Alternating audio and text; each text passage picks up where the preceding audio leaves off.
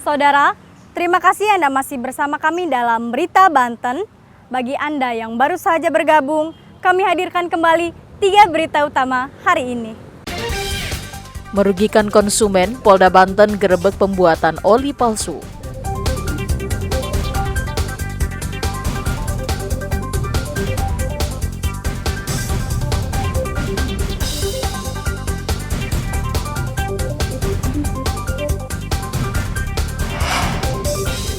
Polisi tangkap 11 wanita diduga jalani prostitusi terselubung.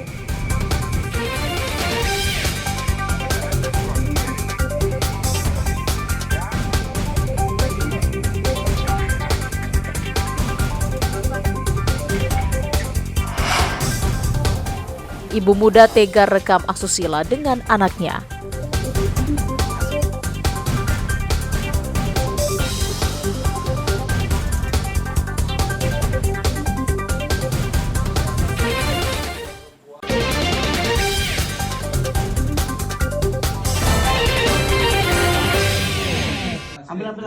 Ambil. Di mana? 7 anggota jaringan pengedar tembakau gorila atau yang dikenal dengan tembakau sinte ditangkap anggota Sat Narkotika Polres Serang. Mereka ditangkap di sejumlah tempat berbeda di wilayah Banten, Jakarta, dan Jawa Timur. Salah satu pelaku ditangkap di salah satu hotel yang berada di wilayah Jakarta Barat. Pelaku sempat membantah jika dirinya disebut masuk dalam jaringan tersebut. Namun setelah dilakukan penggeledahan di dalam kamar hotel, pelaku tidak lagi bisa mengelak karena polisi menemukan barang bukti berupa tembakau gorila siap edar. Kelompok ini sudah sekitar 1 tahun terakhir melakukan peredaran dan biasanya mengedarkan sinte ke sejumlah wilayah di Pulau Jawa dan dipasarkan melalui media sosial. Pengungkapan jaringan termasuk bandar tembakau sinte ini merupakan hasil pengembangan setelah polisi menangkap seorang kurir di wilayah Serang. Selain pelaku, polisi juga menyita sejumlah barang bukti berupa 3,6 kg tembakau sintetis, timbangan digital, dan ponsel. Sampai dengan saat ini ada 7 tersangka yang kita amankan dan barang bukti kurang lebih 3,6 kilo tembakau sintetis ini. Dan saya pastikan untuk para pelakunya akan diberikan tindakan tegas agar peredaran tembakau sintetis ini di wilayah hukum kita bisa segera diatasi. Penangkapan sampai dengan saat ini ada 3 TKP, tempat kejadian perkara, dan masih kita kembangkan siapa pelakunya dan dari mana asalnya barang itu berada. Dengan maraknya peredaran sinte atau yang lebih dikenal dengan tembakau sintetis atau lebih dikenal lagi dengan tembakau gorila yang ada di wilayah hukum Polres Serang, sudah saya perintahkan secara maraton untuk jajaran polsek-polsek dan jajaran narkoba untuk memberantas peredarannya. Kapolres Serang juga berpesan kepada orang tua untuk lebih memperhatikan pergaulan anak-anak mereka agar tidak terjerat bahaya narkoba. Ariel Maranus dan Ahmad Sayuti melaporkan dari Kabupaten Serang. Sempat menjadi teka-teki, identitas mayat laki-laki yang ditemukan di dalam toren akhirnya terungkap. Korban diketahui bernama Devi Karmawan alias Depoy, berusia 27 tahun yang merupakan warga yang tinggal di lokasi kejadian. Depoy sendiri diketahui merupakan target operasi polisi Polsek Pondok Aren dalam kasus narkotika jenis sabu-sabu. Korban jadi target setelah sebelumnya polisi berhasil menangkap Abdul Aziz, kaki tangan pelaku, dengan barang bukti sabu seberat 1,16 gram.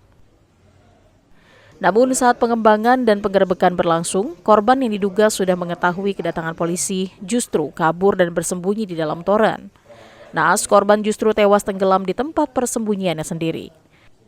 Diduga korban tidak bisa membuka kembali penutup toren saat berusaha keluar. 2 hari kemudian jasad korban baru ditemukan oleh warga setelah curiga air di kamar mandinya tercium bau tidak sedap. Hasil otopsi sendiri tidak ditemukan adanya tanda-tanda kekerasan pada tubuhnya, sementara organ tubuhnya sudah membusuk karena terendam air. Namun hasil tes urin menunjukkan korban positif mengonsumsi narkoba. Polres menyebut sabu-sabu yang dikendalikan oleh korban sebanyak 50 gram. Namun jumlah tersebut dibagi-bagi ke beberapa bandar lainnya. Dugaan sementara sabu-sabu berasal dari dalam lingkungan lapas. Dari hasil pemeriksaan sementara, dari otopsi dari Rumah Sakit Polri Kramat Jati, dinyatakan tidak ditemukan tanda-tanda perlukaan atau luka akibat dianiaya atau kekerasan. Tetapi dilakukan screening narkotika dan zat aditif lainnya. Mayat tersebut urin dari mayat tersebut mengandung amfetamin positif dan positif tetrahidrokanabinol atau THC atau ganja positif, serta positif mengandung metamfetamin. Sesuai dengan keterangan dari tersangka yang di belakang ini, pada saat ngecak barang bukti itu sama-sama pakai bareng tersangka, termasuk si DK ini, termasuk si D, si Dwi, dan si P sama-sama pakai di rumah tersebut. Ya automatically urinnya masih mengandung zat narkoba. Kalau dari runtutan cerita yang sampaikan, DK itu adalah bagian dari BD. Ya. Bandar ya Pak? Ya, bandar. Polisi kini masih mengejar beberapa pelaku lainnya yang terafiliasi dengan korban. Sementara jasad korban sudah dikembalikan dan dimakamkan oleh pihak keluarga.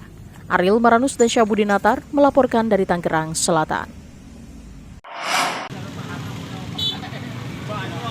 Sejumlah warga di Desa Kendayakan, Kecamatan Keragilan mendatangi kantor desa untuk menolak rencana pembuatan makam atau tempat pemakaman umum yang berada di tengah pemukiman warga.